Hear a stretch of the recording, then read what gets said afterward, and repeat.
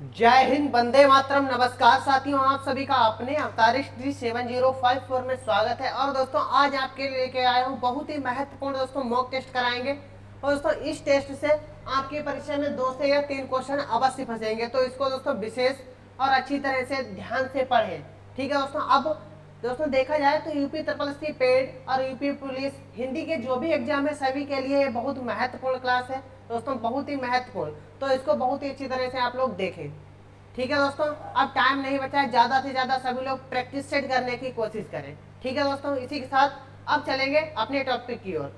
अब बात करते हैं दोस्तों, यहाँ पे पहला हमारा क्वेश्चन क्या है। क्वेश्चन नंबर 1 की बात करेंगे।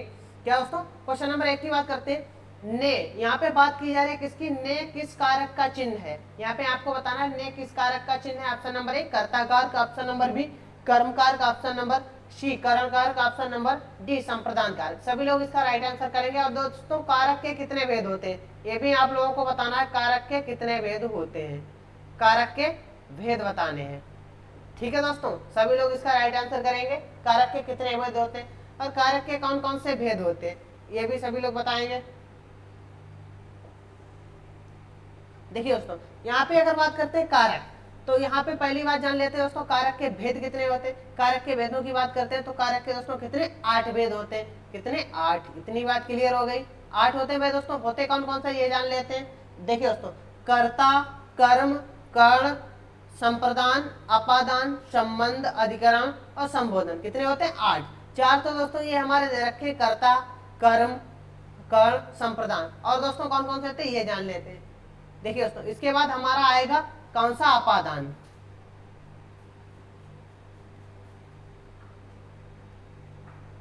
अपादान आएगा। और उसके बाद अपादान के बाद की अगर हम बात करते हैं दोस्तों, तो अपादान के बाद हमारा कौन सा आएगा, संबंध। अपादान, संबंध। ठीक है दोस्तों, अधिकरण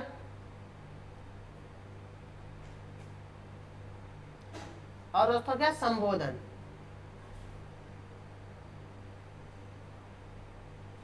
संबोधन तो कितने होते हैं दोस्तों, कुल 8। 4 जे इधर हो गए दोस्तों हमारे और 4 इधर। बात करते हैं कर्ता, तो कर्ता का कारक चिन्ह की अगर बात करते हैं तो कर्ता का कारक चिन्ह क्या होता है, ने जो होता है ये कर्ता का कारक चिन्ह होता है।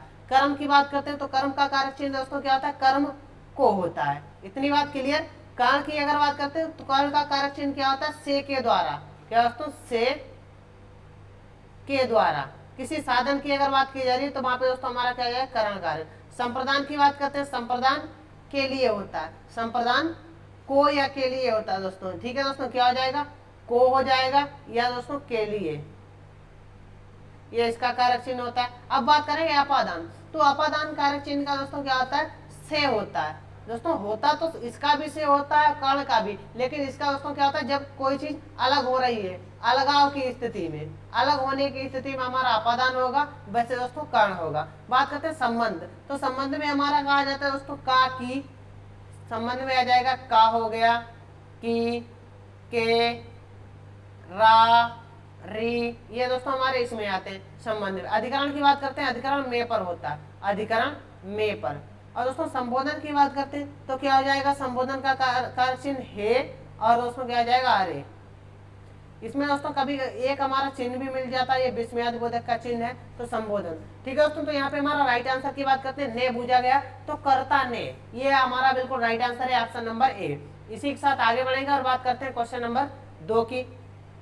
दोस्तों किसकी, क्वेश्चन नंबर 2 की अगर हम बात करते हैं, किसकी, 2, निम्न में से कौन सा वर्ण अघोष है। ऑप्शन नंबर 1 कहा, ऑप्शन नंबर बी गा, ऑप्शन नंबर सी घा, ऑप्शन नंबर डी जा। तो यहाँ पे दोस्तों हमारा राइट आंसर क्या हो जाएगा, सभी लोग इसका राइट आंसर करेंगे। देखिए दोस्तों, यहाँ पे अघोष में, अघोष की अगर बात की जाए, किसकी, अघोष, तो अघोष यहाँ पे हमारा कौन सा, ये जान लेते हैं। देखिए दोस्तों, अघोष की बात करते हैं, जो का जो हमारा है, क्या दोस्तों, का हमारा क्या हो जाएगा, अघोष वर्ण हो जाएगा। वहां की गा, घा, जा, ये दोस्तों हमारा क्या हो जाएंगे, सघोष। तो हमारा राइट आंसर क्या हो जाएगा, ऑप्शन नंबर, ये तीनों कैसे हो जाएंगे दोस्तों, सघोष, सघोष हो जाएंगे। और दोस्तों ये हमारा क्या हो जाएगा, अघोष। तो ऑप्शन नंबर ए बिल्कुल राइट आंसर। इसी के साथ आगे बढ़ेंगे और अब बात करते हैं क्वेश्चन नंबर किसकी? 3 की। किस शब्द का प्रयोग सदा बहुवचन में होता है? ऑप्शन नंबर ए लड़का, ऑप्शन नंबर बी घोड़ा, ऑप्शन नंबर सी प्राण, ऑप्शन नंबर डी वधु। तो दोस्तों यहाँ पे हमारा राइट आंसर क्या हो जाएगा? सभी लोग इसका राइट आंसर करेंगे। देखिए दोस्तों यहाँ पे अगर बात करते हैं सदा बहुवचन में प्रयुक्त होने वाला शब्द, तो दोस्तों हमारा कौन सा आता है? प्राण जो होता है ये हमारा सदा बहुवचन में प्रयुक्त होता है। इसके दोस्तों अगर बात करते हैं और शब्दों की बात करते हैं तो क्या हो जाएगा? सदैव। सदैव बहुवचन में प्रयुक्त होने वाले अन्य शब्द क्या हो जाएंगे? देखिए दोस्तों प्राण हो गया और उसके बाद में दर्शन, दर्शन आ जाएगा। ठीक है दोस्तों आंसू, होश, आंसू हो जाएगा और दोस्तों क्या हो जाएगा? होश। ये हमारे क्या हो जाते हैं? हमेशा सदैव बहुवचन में प्रयुक्त होने वाले शब्द हो जाते हैं। तो ऑप्शन नंबर सी बिल्कुल राइट आंसर। इसी के साथ आगे बढ़ेंगे, बात करते हैं क्वेश्चन नंबर 4। निम्न में से कौन सा शब्द स्त्रीलिंग है? ऑप्शन नंबर ए उपहार, ऑप्शन नंबर बी ग्रंथ, ऑप्शन नंबर सी मस्तक, ऑप्शन नंबर डी रचना। तो इसका राइट आंसर क्या हो जाएगा? क्वेश्चन नंबर 4 का राइट आंसर क्या होगा ये आप लोगों को बताना है। देखिए दोस्तों यहाँ पे उपहार, उपहार क्या दिया जाता है? ठीक है दोस्तों उपहार दिया जाता है। ग्रंथ पढ़ा जाता है या ग्रंथ होता है या ग्रंथ लिखा जाता है। दोस्तों ये हमारे क्या पुल्लिंग हो जाते हैं। मस्तक, मस्तक क्या होता है? ठीक है दोस्तों मस्तक होता है। रचना क्या होता है? रचना की जाती है। तो रचना की जाती है, तो ऑप्शन नंबर डी हमारा बिल्कुल राइट आंसर। ये हमारा क्या हो जाएगा? स्त्रीलिंग। बाकी ये तीनों हमारे क्या हो जाएंगे दोस्तों? पुल्लिंग हो जाएंगे। कैसे हो जाएंगे? पुल्लिंग हो जाएंगे। ठीक है दोस्तों बाकी हमारे क्या हो जाएंगे? पुल्लिंग। इसी के साथ आगे बढ़ेंगे और अब बात करते हैं क्वेश्चन नंबर 5। महोत्सव का संधि विच्छेद है। ऑप्शन नंबर ए महोधन उत्सव, ऑप्शन नंबर बी महाधन उत्सव, ऑप्शन नंबर सी महिधन उत्सव, ऑप्शन नंबर डी माधन उत्सव। तो इसका राइट आंसर क्या हो जाएगा? सभी लोग इसका राइट आंसर करेंगे क्वेश्चन नंबर 5 का। देखिए दोस्तों महोत्सव की अगर बात करते हैं, इसके अगर हम संधि विच्छेद की बात करें तो इसका संधि विच्छेद दोस्तों क्या आ जाएगा? सही महाधन उत्सव। ऑप्शन नंबर बी बिल्कुल राइट आंसर है। इसमें अगर हम संधि की बात करते हैं तो इसमें दोस्तों हमारी संधि कौन सी हो जाएगी? गुण स्वर संधि हो जाएगी। गुण स्वर संधि हो जाएगी। इतनी बात क्लियर हो गई। इसी के साथ आगे बढ़ते हैं। अब बात करते हैं दोस्तों क्वेश्चन नंबर 6। लिखावट में प्रत्यय है। ऑप्शन नंबर ए अट, ऑप्शन नंबर बी वट, ऑप्शन नंबर सी आवट, ऑप्शन नंबर डी आवट। तो दोस्तों यहाँ पे हमारा राइट आंसर क्या हो जाएगा क्वेश्चन नंबर 6 का? देखिए दोस्तों लिखावट, लिखावट, कड़वाहट, चिकनाहट, ये दोस्तों इनमें हमारे समय प्रत्यय लगे हुए। तो बात करते हैं लिखावट, तो लिखावट में हमारी क्या हो जाएगी? कड़वाहट हो गया, लिखावट, इनमें प्रत्यय क्या हो जाएगा? लास्ट में आवट निकलता है। ठीक है दोस्तों तो राइट आंसर क्या हो जाएगा? ऑप्शन नंबर डी बिल्कुल राइट आंसर है। इसी के साथ आगे बढ़ेंगे और अब बात करते हैं क्वेश्चन नंबर 7। प्रेरणार्थक क्रिया है। ऑप्शन नंबर ए गिरना, ऑप्शन नंबर बी बोलना, ऑप्शन नंबर सी सुनाना, ऑप्शन नंबर डी कहना। तो सभी लोग इसका राइट आंसर करेंगे। क्वेश्चन नंबर 7 का राइट आंसर क्या हो जाएगा? देखिए दोस्तों यहाँ पे अगर बात करते हैं प्राणार्थक क्रिया, तो प्राणार्थक क्रिया की अगर हम बात करेंगे तो जो सुनाना हमारा हो जाएगा, सुनाना ये प्राणार्थक क्रिया के अंतर्गत आता है। जैसे दोस्तों प्राणार्थक, इसमें दोस्तों क्या प्राणार्थक, प्रथम प्राणार्थक और द्वितीय सुनाना और सुनवाना, सुनवाना, हंसवाना, ये हमारी क्या जाती है? ये भी प्राणार्थक में जाती है। ठीक है दोस्तों सुनवाना, सुनाना और बुलवाना, ये भी दोस्तों उसमें ही जाएंगे। बोलना जो है, बोलना, सुन, हंस, धातु, ये हमारी धातुएं हो जाती है। तो यहाँ पे अगर राइट आंसर की बात करते हैं तो ऑप्शन नंबर सी बिल्कुल राइट आंसर हो जाएगा। इसी के साथ आगे बढ़ेंगे और बात करते हैं क्वेश्चन नंबर 8 की। कर्म के आधार पर क्रिया के कितने भेद होते हैं? यह आपको बताना है। Option number A 3, option number B 4, option number C 6, option number D 2। तो कर्म के आधार पर यहाँ पे दोस्तों पूछा गया किसके आधार पर? कर्म के आधार पर क्रिया के कितने भेद होते हैं, यह आपको बताना है। और कौन कौन से होते हैं ये भी आप लोगों को बताना है। ठीक है दोस्तों सभी लोग इसका राइट आंसर करेंगे। देखिए दोस्तों यहाँ पे अगर हम राइट आंसर की बात करते हैं तो राइट आंसर हमारा क्या हो जाएगा? कर्म के आधार पर क्रिया के कितने भेद होते हैं? 3। सॉरी दोस्तों कर्म के आधार पर क्रिया के 2 भेद होते हैं। 2 होते हैं, कौन कौन से? देखिए दोस्तों पहला हमारा क्या हो जाएगा? अकर्मक, अकर्मक क्रिया। दूसरा दोस्तों क्या हो जाएगा? सकर्मक, अकर्मक, सकर्मक। ये दोस्तों कर्म के आधार पर क्रिया के 3 भेद होते हैं। इतनी बात क्लियर हो गई? सॉरी 2 होते हैं। कितने? 2। ये बात याद रखनी है। तो ऑप्शन नंबर डी बिल्कुल राइट आंसर। इसी के साथ आगे बढ़ेंगे और अब बात करते हैं क्वेश्चन नंबर 9। व्याकरण में काल का क्या अर्थ है? ऑप्शन नंबर ए अंत, ऑप्शन नंबर बी समय, ऑप्शन नंबर सी पीड़ा, ऑप्शन नंबर डी मृत्यु। यहाँ पे दोस्तों व्याकरण की बात की जा रही है। तो व्याकरण के आधार पर आप लोगों को बताना है। देखिए दोस्तों, यहाँ पे व्याकरण में अगर बात की जाए तो दोस्तों क्या कहते हैं, उसे समय कहते हैं।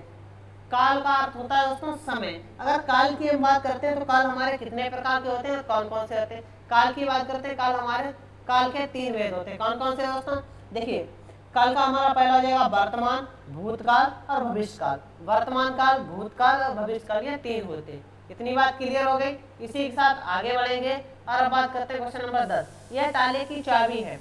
रेखांकित में दोस्तों ये ताले की चाबी है। ठीक है दोस्तों, रेखांकित में कौन सा कारक है? ऑप्शन नंबर ए संप्रदान कारक, ऑप्शन नंबर बी अपादान कारक, ऑप्शन नंबर सी कारण कारक, ऑप्शन नंबर डी कर्ता कारक। तो दोस्तों यहाँ पे राइट आंसर क्या हो जाएगा? सभी लोग इसका राइट आंसर करेंगे। यह ताले की चाबी है। तो इसका दोस्तों अगर बात की जाए तो इसमें हमारा कौन सा कारक हो? ये तो इसका हो जाएगा ताले के लिए चाबी। दोस्तों ताले के लिए ही तो चाबी होती है, तो यहाँ पे हमारा राइट आंसर क्या हो जाएगा? संप्रदान के लिए लगता है। यहाँ पे क्या कहने का मतलब है? ताले के लिए चाबी, तो संप्रदान कारक हो जाएगा। अपादान से होता है अलग होने की स्थिति में, कारण से के द्वारा होता है। किसी साधन की बात की जाए वहां पे कर्ता ने होता है। ठीक है दोस्तों, तो यहाँ पे हमारा राइट आंसर क्या हो जाएगा? ऑप्शन नंबर ए संप्रदान कारक। इसी के साथ आगे बढ़ेंगे। अब बात करते हैं क्वेश्चन नंबर 11। हिंदी दिवस कब मनाया जाता है? ये आपको बताना है हिंदी दिवस हमारा कब मनाया जाता है। ऑप्शन नंबर ए 14 अक्टूबर, ऑप्शन नंबर बी 14 सितंबर, ऑप्शन नंबर सी 11 जून, ऑप्शन नंबर डी 15 सितंबर। ठीक है दोस्तों, और तो हिंदी भाषा का वर्णन संविधान के किस अनुच्छेद में है और कौन सी अनुसूची में, यह आपको बताना है। और संविधान में हमारी कितनी भाषाएं शामिल है, ये भी आपको बताना है। सभी लोग इसका राइट आंसर करेंगे।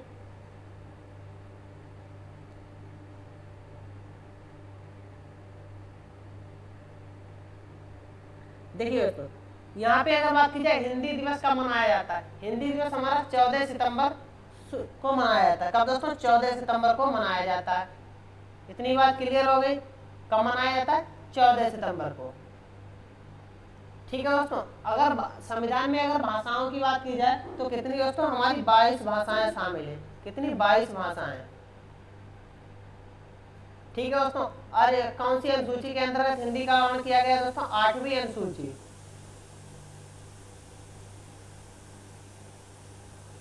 8वीं अनुसूची में हिंदी का वर्णन है। अनुच्छेद की अगर बात करते हैं तो दोस्तों 343 से 351 तक हमारा क्या दोस्तों? हिंदी अनुच्छेद हिंदी में वर्णन किया गया है। हिंदी का वर्णन किसमें? 343 से 351 तक हिंदी का वर्णन किया गया है। इतनी बात क्लियर हो गई।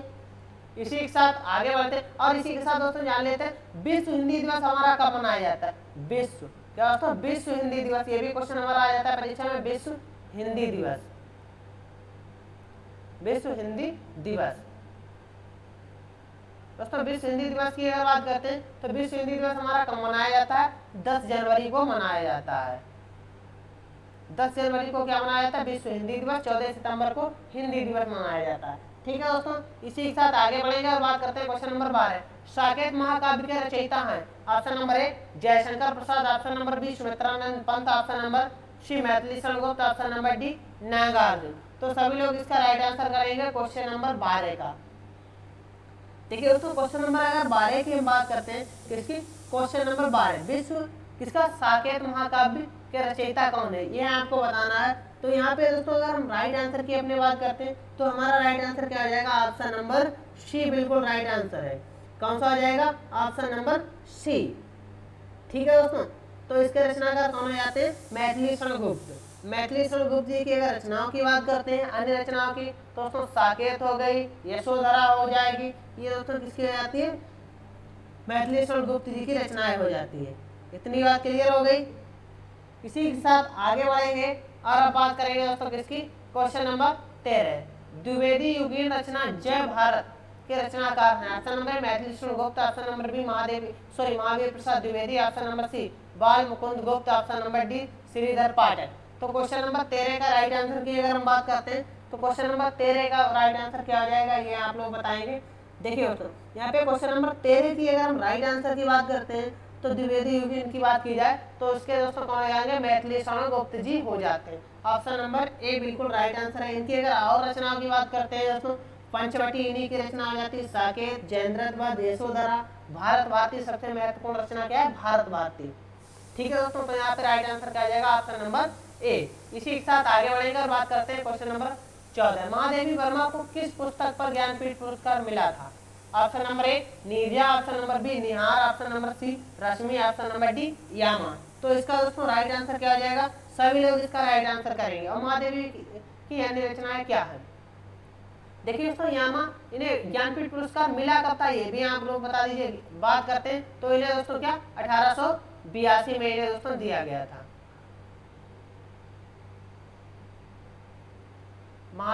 सॉरी दोस्तों, 1982 में इन्हें दिया गया था। कब दिया गया था? 1982 में। तो इनकी किस पर दिया गया था? यामा पर दिया गया था। इनकी अन्य रचनाओं की बात करते हैं, निहार हो गई, नीरजा, रश्मि, यामा।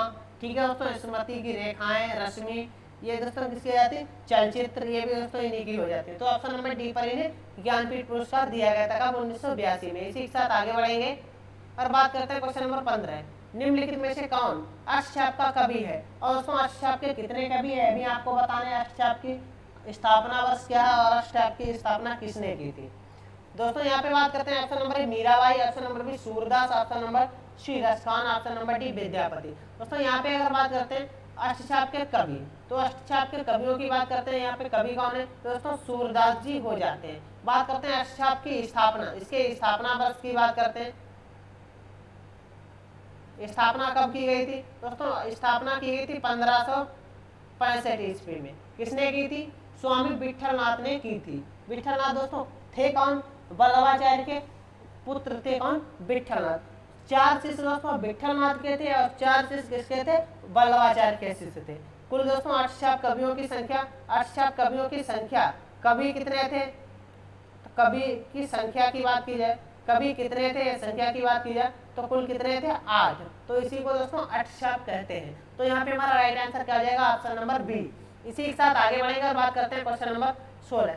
गंदला, मैला, मलिन किस शब्द के पर्यायवाची हैं? ऑप्शन नंबर ए प्रलय, ऑप्शन नंबर बी धवल, ऑप्शन नंबर सी पाकिल, ऑप्शन नंबर डी पाम्बर। तो इसका राइट आंसर क्या हो जाएगा? सभी लोग इसका राइट आंसर करेंगे। दोस्तों इसका राइट आंसर क्या आ जाएगा? ये आपको बताना है क्वेश्चन नंबर 16 का। देखिए दोस्तों यहाँ पे अगर बात करते हैं गंदला, मैला, मलिन किस शब्द के पर्यायवाची हैं, इनके बारे में जान लेते हैं। दोस्तों किसके हो जाते हैं? पाकिल है, ऑप्शन नंबर सी इसके पर्याय हो जाते हैं। ऑप्शन नंबर सी बिल्कुल राइट आंसर है। ठीक है दोस्तों, इसके अगर अन्य पर्यायवाचियों की बात करते हैं तो इसके अन्य पर्यायवाची क्या हो जाते हैं? देखिए दोस्तों धवल के पर्यायवाची की बात करते हैं, सफेद, उजाला, श्वेत, शुभ्र, ये हो जाते हैं किसके? धवल के। इतनी बात क्लियर? ये किसके हो जाते हैं? धवल के हो जाएंगे। इसी के साथ आगे बढ़ते हैं। अब दोस्तों किसकी बात करते हैं? यहाँ पे बात करते हैं पामार के पर्यायवाची। दोस्तों खल हो जाएगा, दुष्ट, अधम, ये किसके हो जाते हैं? पामार के। तो यहाँ पे हमारा राइट आंसर की बात करते हैं तो फाकिल हो जाएगा। ऑप्शन नंबर सी बिल्कुल राइट आंसर है। इसी के साथ आगे बढ़ेंगे और अब बात करते हैं क्वेश्चन नंबर 17। निम्नलिखित में से क्या गंगा का पर्यायवाची नहीं है? यहाँ पे पूछा गया दोस्तों गंगा का पर्यायवाची कौन सा नहीं है? ऑप्शन नंबर ए मंदाकिनी, ऑप्शन नंबर बी भागीरथी, ऑप्शन नंबर सी कालिंदी, ऑप्शन नंबर डी सुरसरिता। तो क्वेश्चन नंबर 17 का हमारा राइट आंसर क्या आ जाएगा? ये आपको बताना है। देखिए दोस्तों यहाँ पे अगर हम जान लेते हैं गंगा के पर्यायवाचियों के बारे में तो पता चल जाएगा कौन सा नहीं है। गंगा के पर्यायवाचियों की अगर बात करते हैं तो कौन कौन से हो जाते हैं? देखिए दोस्तों मंदाकिनी हो जाता है, भागीरथी, सुरसरिता, देवनंदिनी, सुरसरी, देवसरी, देवगंगा, ये किसके हो जाते हैं? गंगा के पर्याय हो जाते हैं। ठीक है दोस्तों, तो यहाँ पे अगर बात की जाए किसकी? कालिंदी। कालिंदी की अगर बात की जाए तो ये दोस्तों गंगा का पर्यायवाची नहीं होता। कालिंदी जो होता है ये किसके पर्यायवाची थी? इसका दोस्तों पर्यायवाची अग्रजा हो जाएगा, कृष्णा, यमुना, ये किसके हो जाते हैं? कालिंदी के पर्यायवाची होते हैं। इसे कालिंदी को यमुना भी कहते हैं और कृष्णा भी कहते हैं। तो ऑप्शन नंबर सी बिल्कुल राइट आंसर है। इसी के साथ आगे बढ़ेंगे और बात करते हैं क्वेश्चन नंबर 18। अशुद्ध वाक्य का चयन कीजिए। ऑप्शन नंबर ए कमायनी उच्च कोट का काव्य है, ऑप्शन नंबर बी माता पिता पूजनीय है, ऑप्शन नंबर सी आपका भविष्य उज्जवल हो, ऑप्शन नंबर डी इस पुस्तक का नया संस्करण प्रकाशित हो रहा है। तो दोस्तों इसका राइट आंसर क्या हो जाएगा? ये आपको बताना है क्वेश्चन नंबर 18 का। देखिए दोस्तों यहाँ पे अशुद्ध की बात की जा रही है, कौन सा अशुद्ध है? तो यहाँ पे अगर बात कीजिए पूजनीय, तो पूजनी जो है, ये पूजनी हमारा दोस्तों गलत लिखा हुआ है। इसकी अगर शुद्ध वर्तनी की बात की जाए तो इसका दोस्तों पूजनी का शुद्ध वर्तनी क्या हो जाएगा, इसका हो जाएगा दोस्तों पूजनी होता है, पूजनी नहीं होता है, पूजनी होता है। तो राइट आंसर क्या हो जाएगा, ऑप्शन नंबर बी। इसी के साथ आगे बढ़ेंगे और बात करते हैं क्वेश्चन नंबर 9। यद्यपि मोहन धनी है तथापि बहुत दुखी है। दोस्तों यद्यपि मोहन धनी है लेकिन दोस्तों क्या, तथापि बहुत दुखी है। ए तो इसमें कौन सा वाक्य, ऑप्शन नंबर साधारण वाक्य, ऑप्शन नंबर बी संयुक्त वाक्य, ऑप्शन नंबर सी मिश्र वाक्य, ऑप्शन नंबर डी उपयुक्त में से कोई नहीं। तो इसका राइट आंसर सभी लोग बताएंगे क्वेश्चन नंबर 19 का। देखिए दोस्तों यद्यपि, यहाँ पे बात की जाए यद्यपि मोहन धनी है तथापि बहुत दुखी है, तो इसका राइट आंसर की बात करते हैं तो क्या आ जाएगा, ऑप्शन नंबर सी से मिश्र वाक्य कहते हैं। अब दोस्तों मिश्र वाक्य की पहचान देख लेते हैं, इसे दोस्तों कैसे पहचानेंगे। देखिए दोस्तों मिश्र वाक्य क्या होता है, ये हमारा दो या दो से अधिक सरल वाक्यों से बना होता है। दोस्तों इसकी बहुत ही आसान तरीके से पहचानने की ट्रिक क्या, उपवाक्य होते हैं। इसमें दोस्तों बीच में क्या की मिलेगा, ताकि मिलेगा, क्योंकि, जैसा कि, आदि, यद्यपि। ये दोस्तों हमारे किस में आएंगे, तथापि, ज्यों ही, तब तक, जहां तक। इस प्रकार के शब्द बीच में आए वाक्य के बीच में तो दोस्तों वहां पे हमारा क्या जाएगा, मिश्र वाक्य हो जाएगा। इतनी बात क्लियर हो गई। अब दोस्तों साधारण वाक्य की बात करते हैं। साधारण वाक्य की बात करते हैं तो सरल वाक्य को ही साधारण वाक्य कहते हैं। इतनी बात क्लियर हो गई। इसी के साथ आगे बढ़े। अब जानेंगे दोस्तों संयुक्त वाक्य क्या होता है। संयुक्त वाक्य के बारे में जानेंगे। संयुक्त वाक्य क्या होता है, दो या दो से अधिक सरल वाक्यों से मिलकर स्वतंत्र वाक्य और तथा, तो इनके बीच में दोस्तों स्वतंत्र वाक्य तो और बीच में वाक्य के बीच में दोस्तों क्या है, तथा हो गया, एवं, या, परंतु, न, अथवा, इसलिए, इस प्रकार। और दोस्तों या कोई समुच्चय आए तो वहां पे हमारा क्या हो जाएगा, संयुक्त वाक्य हो जाएगा। इतनी बात क्लियर हो गई। तो यहाँ पे हमारा राइट आंसर क्या हो जाएगा, ऑप्शन नंबर सी मिश्र वाक्य। इसी के साथ आगे बढ़ेंगे, बात करते हैं क्वेश्चन नंबर 20। क्वेश्चन नंबर 20 हमारा क्या कह रहा है, रिक्त स्थान हेतु दिए गए विकल्पों में से उचित विकल्प चुनिए। रामू की क्या, तो रामू की डेज केवल इसलिए हुई क्योंकि राजीव उसकी डेज अधिक बुद्धिमान है। दोस्तों इसका राइट आंसर क्या हो जाएगा, यहाँ पे क्या आ जाएगा यह आपको बताना है। देखिए दोस्तों यहाँ पे अगर बात करते हैं रामू की, क्या दोस्तों यहाँ पे क्या है, रामू की, तो क्या आ जाएगा, देखिए दोस्तों रामू की उपेक्षा। यहाँ पे बात की जाए रामू की उपेक्षा, रामू की उपेक्षा केवल इसलिए हुई, ठीक है दोस्तों, इसलिए क्योंकि राजीव उसकी अपेक्षा अधिक बुद्धिमान है। ठीक है दोस्तों, तो यहाँ पे हमारे राइट आंसर क्या हो जाएगा, ऑप्शन नंबर सी बिल्कुल राइट आंसर हो जाएगा। सी यहाँ पे दोस्तों अपेक्षा कर लीजिए, क्या अपेक्षा होगा, उपेक्षा, और सॉरी दोस्तों सी वाला होगा, क्या हो जाएगा, ऑप्शन नंबर सी बिल्कुल राइट आंसर हो जाएगा। उपेक्षा, अपेक्षा, ऑप्शन नंबर सी बिल्कुल राइट है। इसी के साथ आगे बढ़ेंगे और अब बात करते हैं क्वेश्चन नंबर 21। चाकू शब्द का बहुवचन क्या होगा, ऑप्शन नंबर ए चाकुएं, ऑप्शन नंबर बी चाकुओं, ऑप्शन नंबर सी चाकुओं, ऑप्शन नंबर डी चाकू। तो इसका राइट आंसर क्या हो जाएगा, सभी लोग इसका राइट आंसर करेंगे।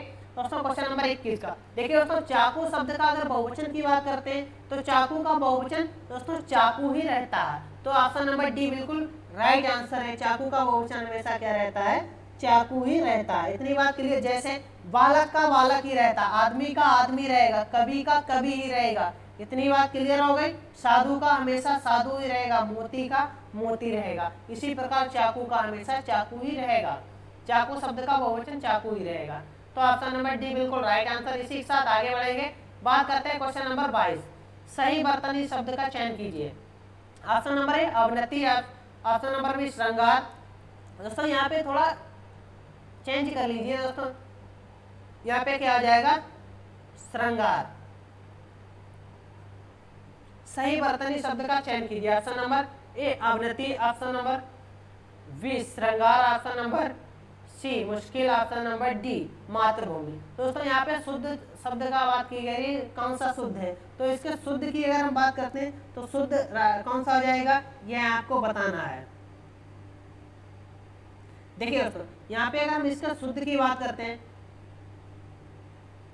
तो इसका दोस्तों शुद्ध क्या हो जाएगा, देखिए जान लेते हैं। श्रृंगार जो है बिल्कुल शुद्ध है, ऑप्शन नंबर सी बी बिल्कुल राइट आंसर है। अवनति की अगर बात करते हैं तो अवनति की अगर दोस्तों शुद्ध रूप की बात करते हैं, सही वर्तनी क्या हो जाएगा, अवनति हो जाएगा। क्या दोस्तों हो जाएगा, अब और नति हो जाएगा।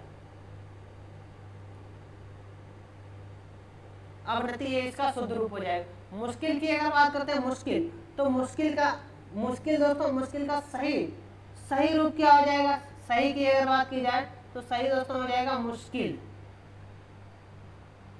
आधा सा बनेगा, मुश्किल और किल, ये दोस्तों हमारा शुद्ध रूप हो जाएगा। मातृभूमि की बात करते हैं तो मातृभूमि हमारा शुद्ध रूप क्या हो जाएगा, देखिए दोस्तों मातृभूमि का अगर शुद्ध रूप बात की जाए तो इसका क्या हो जाएगा, मातृभूमि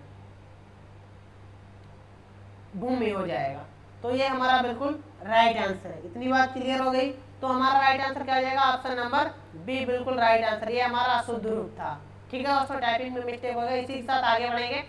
अब बात करते हैं क्वेश्चन नंबर 23, भिन्नार्थक शब्द का चयन कीजिए। पावक, ऑप्शन नंबर बी, अनिल, ऑप्शन नंबर सी, अनल, ऑप्शन नंबर डी, कृषाण। यहाँ पे आपको भिन्नार्थक शब्द बताना है, तो कौन सा भिन्नार्थक होगा ये आपको बताना है। सभी लोग इसका राइट आंसर करेंगे।